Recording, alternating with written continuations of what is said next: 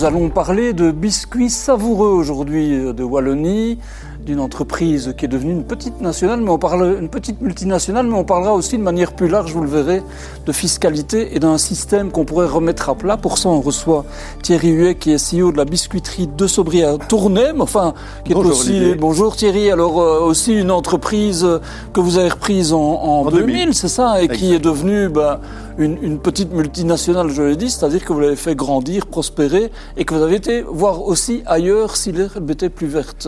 Tout à fait. Comment ça se passe bien pour vous ? Écoutez, pour le moment, ça se passe très bien. Pour pouvoir donner un peu une image, nous sommes un catamaran qui va très vite.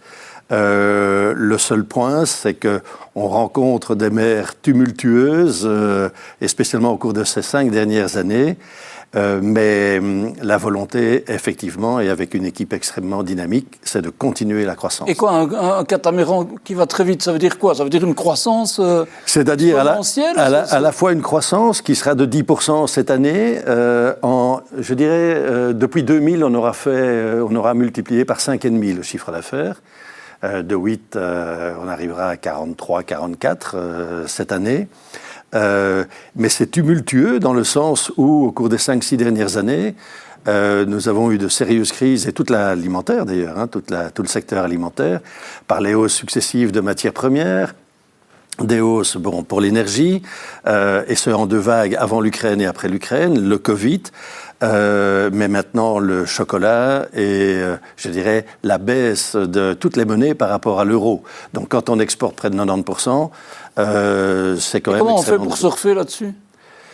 Comment fait-on ? On a d'abord, je dirais, une équipe. On a réduit les coûts, on investit pour réduire les coûts, mais on a surtout une équipe extrêmement dynamique, volontaire, entrepreneuriale, parce que c'est ça, et avec aussi une flexibilité pour réadapter des projets ou réadapter des offres produits en ligne avec la nouvelle donne. Alors la fin de l'année est un moment important pour vous, notamment si je ne me trompe pas, vous partez aux États-Unis, oui, et au Canada, qui sont des marchés importants pour vous. Ça veut dire quoi ? Vous faites ça régulièrement ou... Écoutez, on fait ça chaque année, donc on est à la fois en Europe où le produit, je dirais, d'assortiment de biscuits est plutôt une fête de famille.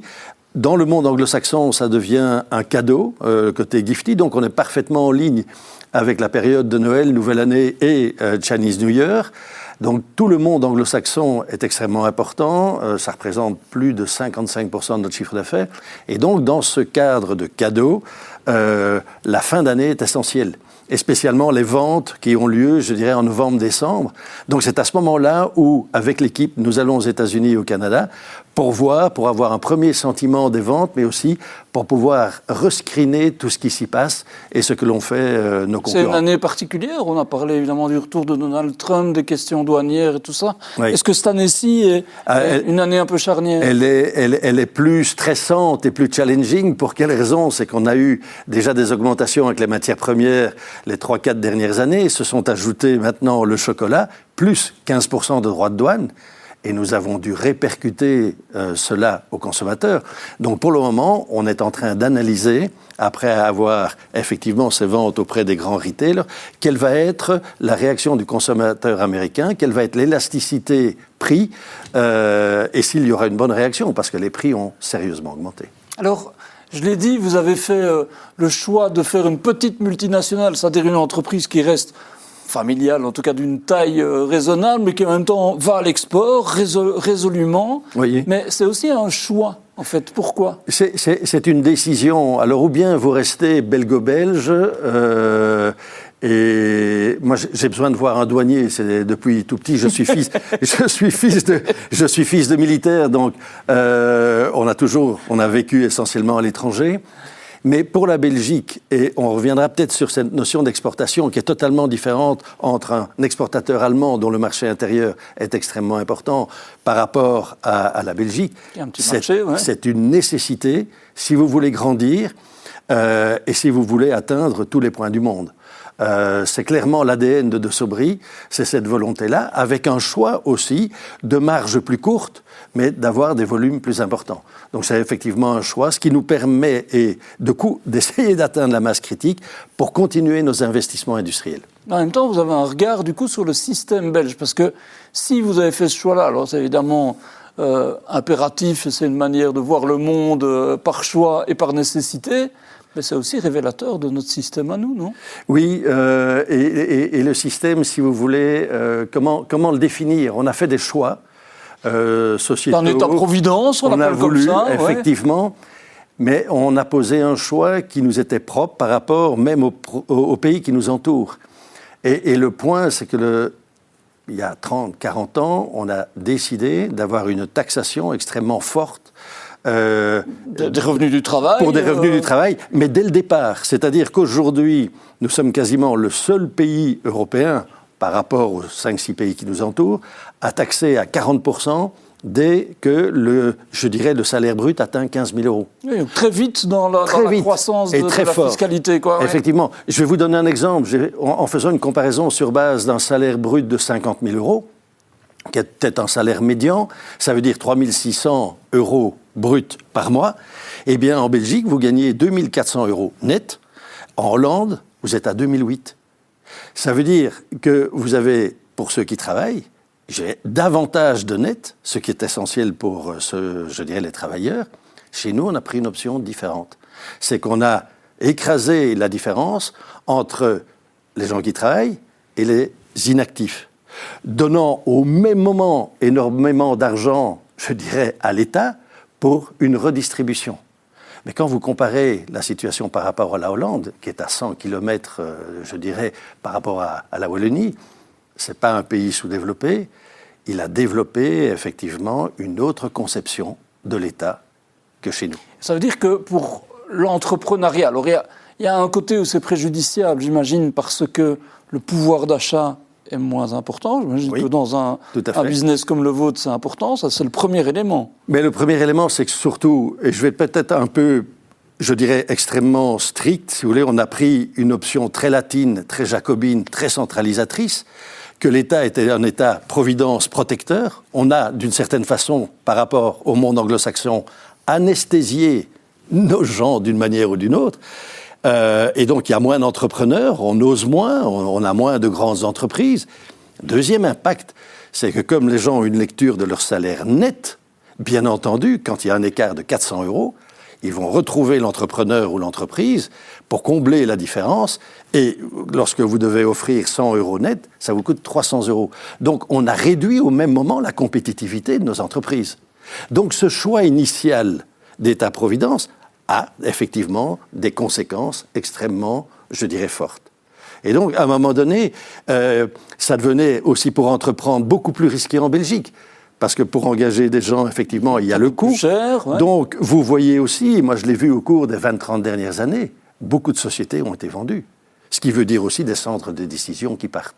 Donc, vous voyez, derrière cela... Vous restez en Belgique, quand même. Moi, je reste en Belgique et je crois effectivement que c'est peut-être l'avenir de la Belgique et de la Wallonie. C'est de développer l'entrepreneuriat, vraiment, et grâce à cette espèce d'ADN ou d'affectio, du pays, ce qui est mon cas, c'est d'essayer effectivement, c'est de rester à une seule condition, et on reparlera peut-être d'innovation, une innovation process qui est essentielle, c'est-à-dire que ce soit l'intelligence artificielle ou toute la technologie industrielle qui se développe, doit pouvoir être appliquée, aux entreprises, et de pouvoir les aider à financer. Fiscalement, enfin, en tout cas, elle pourrait être des investissements qu'on doit considérer comme tels. Quoi. Écoutez, ça fait des années, je crois que 20-30 ans, à l'époque, avec l'Union Wallonne des entreprises et les ministres de l'économie. Vous avez été vice-président, là, c'est ça ? J'ai été effectivement vice-président, et avec les différents, ministres de l'économie, nous avions laissé un mémorandum concernant l'industrie. Et il faut rester simple et simplifier les règles. Le côté fiscal est essentiel. Essayons effectivement de réduire l'impôt des sociétés concernant les industries, de réduire les cotisations patronales, de telle manière à des sociétés comme la nôtre, qui sont quand même petites dans un cadre mondial, de développer l'autofinancement. Et je dirais, cette façon nous permettra effectivement d'acquérir de la technologie pour pouvoir aller dans le monde entier et de pouvoir tenir, à un moment donné, des différentiels qui peuvent venir des monnaies, des matières premières, etc. et donc se développer. Et c'est ça que l'on avait préconisé il y a déjà 20 ans. Ça, c'est pas fait. Ça, c'est pas du tout fait, effectivement. Parce qu'il y a des pays, je vais citer des exemples qui me viennent en tête, mais l'Irlande, le Portugal, des pays qui à un moment, alors peut-être dans des moments difficiles, où il fallait faire des choix, notamment des choix budgétaires, c'est un peu notre cas aujourd'hui, exact. Qui ont décidé de se dire, allons-y, soyons attractifs, attirons les entreprises. C'est des modèles. Ce sont des modèles, mais vous rencontrez justement ce différentiel, et que l'on vit en Europe d'ailleurs, entre le modèle anglo-saxon et le modèle latin. Le modèle anglo-saxon est très orienté business, est très pragmatique, et donc prend des mesures qui sont claires pour tout le monde et simples à appliquer. Nous sommes là dans des situations où on applique des aides aux entreprises, mais c'est compliqué, il y a des dossiers à déposer, etc. Ça prend beaucoup plus de temps. Non, effectivement, comme vous avez évoqué, regardez l'Irlande, regardez le Portugal, je dirais ce sont des options totalement différentes. Il faut se faire confiance, en fait, quelque part. Se dire, OK, on prend un risque, c'est une prise de risque. Mais écoutez, c'est la vie. Hein. Je dirais, attendez, c'est la vie d'une manière ou d'une autre. Un entrepreneur, c'est quoi? Une entrepreneuse, parce qu'il y a énormément de femmes. Je dis, c'est le business plan, il vaut quelques mois, il tient quelques semaines. Qui avait effectivement... C'est de plus en plus rapide, j'imagine aussi. Les incertitudes sont là. Donc, on doit apprendre à vivre avec le risque, avec l'incertitude. Moi, je préconise d'ailleurs qu'il y ait un jour un cours d'université uniquement basé sur le risque et la gestion de l'incertitude, et de pouvoir être capable de gérer ce genre de situation. Mais c'est en permanence. Donc, les règles doivent être simplifiées. Et regardez Schröder, ce qu'il a fait en 2000-2002 pour pouvoir sauver l'Allemagne et l'industrie allemande.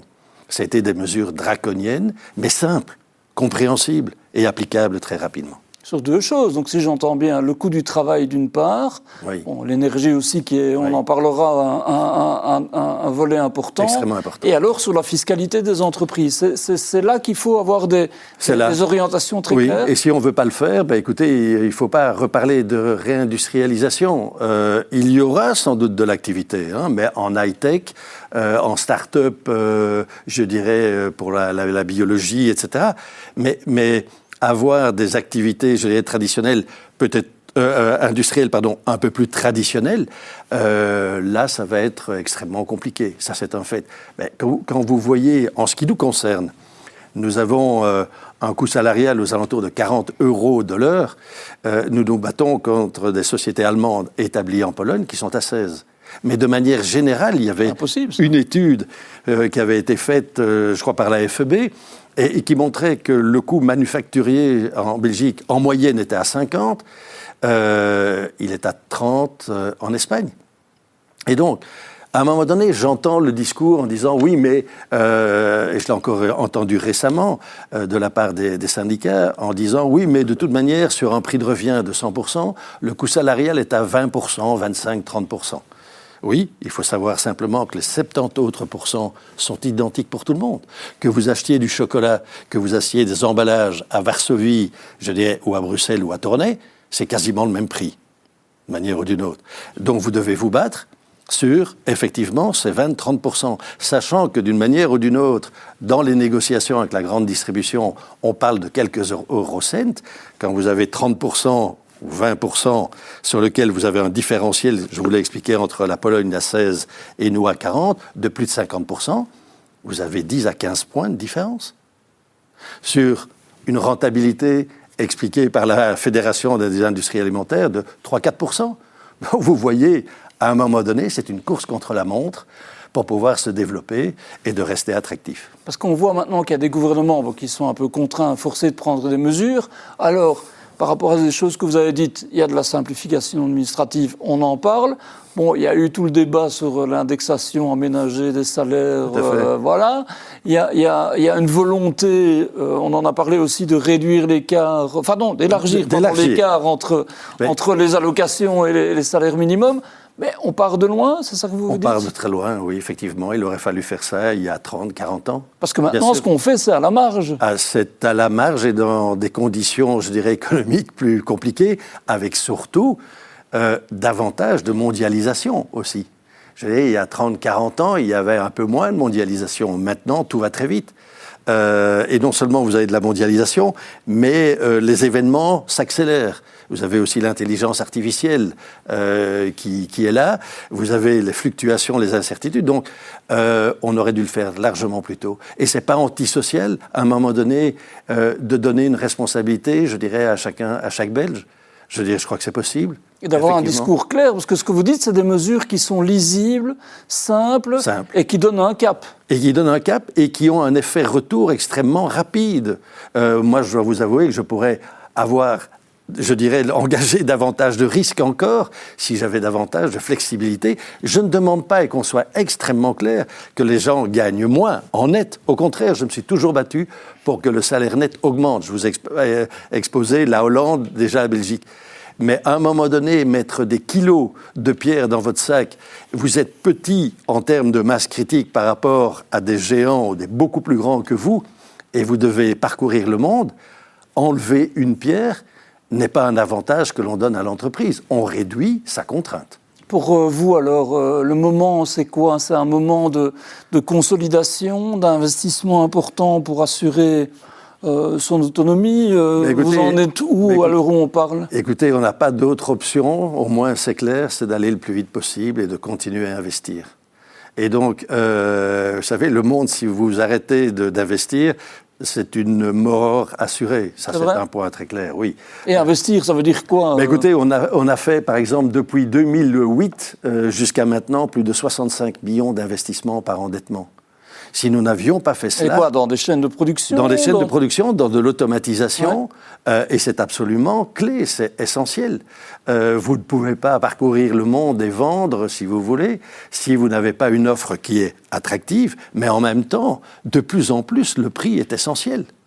Et donc, vous devez appliquer, et c'est là aussi, chose que j'avais déjà largement évoquée, quand on fait des aides aux entreprises, on parle souvent d'innovation, mais d'innovation produit. Ce qu'il faut surtout faire, c'est de l'innovation process.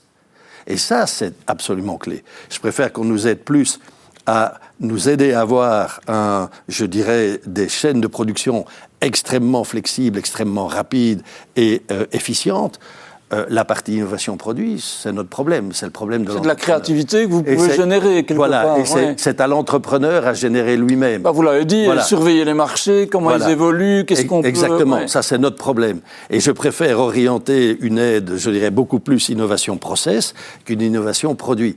Alors, peut-être que pour la recherche fondamentale, au niveau, je dirais, de la pharmacie... ou d'inventer un nouveau produit from scratch, il faut pouvoir effectivement moduler, mais soyons flexibles dans l'approche. Et je répète simplement, l'industrie a besoin de ce changement et de ce U-turn. Un petit élément dont on a parlé, mais c'est l'énergie. Est-ce que pour vous, c'est crucial aussi? Oui, c'est essentiel. C'est sans doute moins, je dirais, important que des entreprises situées à Anvers. Et qui en la grosse industrie chimique ou sidérurgique. Mais chez nous, ça représente quand même 8% de notre prix de revient.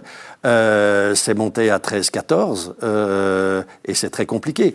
Pourquoi? Parce que de nouveau, quand vous exportez, vous ne pouvez pas justifier cela auprès de vos clients. Parce qu'eux ont des benchmarks totalement différents. Ils disent, ça c'est votre problème. Alors, aux États-Unis, la molécule coûte autant, d'électricité coûte autant. Chez vous, c'est peut-être beaucoup, mais ça c'est votre problème.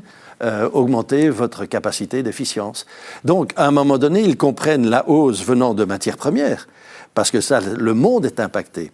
Mais si votre impact est un impact local, même européen, parce qu'il y a eu des choix qui ont été posés, je peux vous dire que la grande distribution fait fi de cette augmentation. Donc, vous devez développer des capacités à pouvoir tenir des chocs, et c'est à la fois cette masse critique... Et à réduire vos marges. Et à réduire les marges, effectivement. Alors, vous avez parlé du chocolat, par exemple, de matières premières. En quoi on dit souvent que le changement climatique va quand même affecter pas mal des activités comme les vôtres, notamment. Ça veut dire quoi? Ça veut dire qu'on anticipe aussi, on s'adapte. Comment on gère? C'est une bonne question. C'est une bonne question parce que le chocolat. Le chocolat, le café, enfin on dit. Mais écoutez, ça va exploser potentiellement. Ça va exploser. Vous regardez les courbes et qui sont connues. Hein, on était à un moment donné de manière assez générale à 2000 livres sterling la tonne de fèves de cacao. Elle est montée à 10 000 et dans un laps de temps de quelques mois. Vous ne pouvez pas vous retourner. Alors, à un moment donné, est-ce que vous vous êtes protégé, oui ou non? Mais ce sont des décisions, à quel moment vous devez le faire. Et effectivement, au cours des 3-4 dernières années, les fluctuations au niveau des matières premières ont été colossales. Ça veut dire que vous trouvez des substituts? Non. Vous préparez d'autres produits? Écoutez, je n'ai pas la solution, je vous le dis tout à fait franchement. Il y a eu à un moment donné un développement d'un simili chocolat avec d'autres graisses. C'est pas satisfaisant en réalité. Non, écoutez, nous on a pris une option jusqu'à aujourd'hui, c'est de continuer à utiliser des matières premières nobles, etc., pour avoir une qualité produit. On ne peut pas, je dirais, ne pas avoir un produit de totale qualité, si vous voulez. Sinon, on ne passera pas à l'export. Donc oui, la question que vous posez est Et donc ça veut dire quelque part qu'il faut pouvoir aussi expliquer que ça vaut son prix. Oui, le seul point, si vous voulez, c'est que votre taux de substitution, de nouveau, on parlait des droits de douane. Quand vous avez une très grande multinationale, avec tout le respect, bien entendu, de cette structure, mais vous avez des unités aux États-Unis, vous diminuez la production, je dirais en Europe, vous l'augmentez aux États-Unis, vous échappez aux 15%. Donc, vous, en tant que société belge, où on a pris comme option d'avoir une centralisation de notre production en Belgique, eh bien, nous devons encaisser ces chocs. Et donc, je reviens au propos, si vous voulez, de flexibilisation, je dirais de réduire les coûts, d'être clair, de simplifier, pour pouvoir continuer à grandir, ce qui est notre volonté. Et vous restez amoureux de la Belgique et du label belge. Je reste amoureux, l'amour, etc. Non, je trouve qu'on a... Je suis extrêmement enthousiaste. En fait, ce qui est extrêmement frustrant, si vous voulez, c'est qu'on a plein de qualités, mais on ne les exploite pas. On ne libère pas, c'est ce que je veux dire. Oui, mais on se met à un moment donné des barrières, si vous voulez, on pourrait être beaucoup plus clair, on pourrait être quelquefois moins consensuel. Je ne sais pas si le consensus, c'est à la fois, je comprends, un avantage. Au même moment, j'ai quelquefois l'impression, en Belgique, c'est plus qu'une impression, qu'on oublie l'objectif, qu'on oublie d'être pragmatique, comme les anglo-saxons, et du moment qu'on s'est arrangé pour qu'il y ait un accord, même si ça ne donne pas le résultat, ça c'est un peu, je dirais, un ingrédient belge, je trouve. Vous êtes un globe-trotter, vous Tout à fait globe-trotter. C'est à ce moment-là, si vous voulez, moi j'aime bien de regarder, j'aime bien d'écouter, j'aime bien de discuter avec les gens, vous apprenez beaucoup. Vous apprenez quoi, par exemple? Mais la veille, la veille, je dirais, philosophique, c'est d'écouter. Vous dites, tiens, ça c'est intéressant. Vous apprenez, il y a des gens qui sont passionnés, passionnants, et vous apprenez toujours. Il y a d'autres manières de faire. Vous dites, là, le modèle anglo-saxon, j'imagine que vous abreuvez à ça aussi. Mais je dois vous avouer que j'ai essentiellement travaillé avec des Américains, et ça a été une découverte extraordinaire. Le côté américain vous pousse toujours à faire plus, à être extrêmement rigoureux. Je peux vous le dire, c'est impressionnant les dossiers que nous devons laisser avec la grande distribution américaine. C'est d'une précision. Mais il vous pousse en permanence en dehors quasiment de vos possibilités. À vous améliorer, avec l'excellence. C'est de l'excellence, etc. Parce qu'il n'y a pas le choix aussi, j'imagine. C'est une compétition très importante. Tout à fait, mais vous faites une compétition surtout vis-à-vis de vous-même et vis-à-vis des équipes. Et je dirais, être entouré de gens, et nous l'avons à Tournai, qui réalisent tout cela et qui changent leur mindset, leur état d'esprit, parce que c'est ça qui est clé. Je crois, vous savez, moi, quand on engage quelqu'un de nouveau, il y a le diplôme, oui, mais la partie essentielle à 90%, c'est l'état d'esprit et l'éducation. Et il y a de la marge, il y a du travail à faire. C'est même compliqué, oui, c'est l'état d'esprit, si vous voulez. Quand je dirais, on est un peu sériné par est-ce que l'on a une garantie, est-ce que l'on a ceci, à un moment donné. Une aide, une assurance. Vous développez la peur, en fait. Ouais. Vous savez, à un moment donné, je dirais, je ne suis pas né au moment de mon biberon je dirais, à dire, lui, il va prendre tous les risques, et ainsi de suite. Ça s'apprend, c'est créer la confiance, c'est de s'entourer, et c'est comme ça. Et à un moment donné, de se réveiller le matin en disant, on doit faire autre chose, et autrement. Et si vous êtes entouré de ces gens-là chez vous, qui vous aident, vous avez passé un sérieux cap, parce qu'à ce moment-là, on peut beaucoup plus être dans le côté anticipation, et vous avez ce genre d'aide que de retrouver des gens qui se plaignent. Moi, j'ai travaillé avec des Américains, je me souviens toujours, à un moment donné, mon patron déchirant la page en disant un one-page, des recommandations, un plan d'action, et j'ai appris beaucoup de choses de cette façon-là. Encore une fois, revenir à des choses simples, en tout cas simples et claires. Simples, claires, et où le plan d'action peut être clairement défini, et pas exposer des problèmes. Je donnais aussi, à l'époque, si vous voulez, au moment de l'engagement, je devrais le refaire d'ailleurs, c'était le CD d'Apollo 13, je ne sais pas si vous vous souvenez, mais le chef de mission, à un moment donné, renvoie tous ses collaborateurs en leur disant, et ils étaient, je dirais, une trentaine, cinquantaine, dans 2 heures, il y a 3 types là qui sont en train d'avoir un sérieux problème. Dans 2 heures, vous ne me donnez pas la liste des problèmes, vous me donnez des solutions. Et c'est un peu cette mentalité très anglo-saxonne, c'est de pouvoir apporter des solutions et pas d'avoir des listes de problèmes. Est-ce que vous dites parfois qu'en Europe, on n'a pas suffisamment pris conscience du fait que le monde a changé? Parce qu'aujourd'hui, on a un peu l'impression d'être acculé en Europe. La compétitivité, les droits de douane, la guerre en Ukraine avec la menace russe. Enfin, on a l'impression qu'on est un peu devenu un village d'Astérix qui est pris d'assaut. C'est votre sentiment? Je dirais que l'abondance amène à l'atrophie mentale. Ouais. Et je crois que l'Europe... C'est fort ce que vous dites là. Je dirais l'Europe s'est complètement reposée sur son confort. Ça s'est même exprimé en tant que fils de militaire. Et il y a une chose qui m'anime et qu'il faudrait aussi, c'est la notion de liberté. En tant que fils de militaire, j'ai vu le rideau de fer, j'ai vu Berlin-Est, Berlin-Ouest. Vous avez vécu là-bas ou non, mais vous y alliez? Je dirais, on regardait, on savait ce que ça signifiait. Et pendant 60 ans, et c'était avec justement la décision de von der Leyen de négocier, d'accepter les 15%.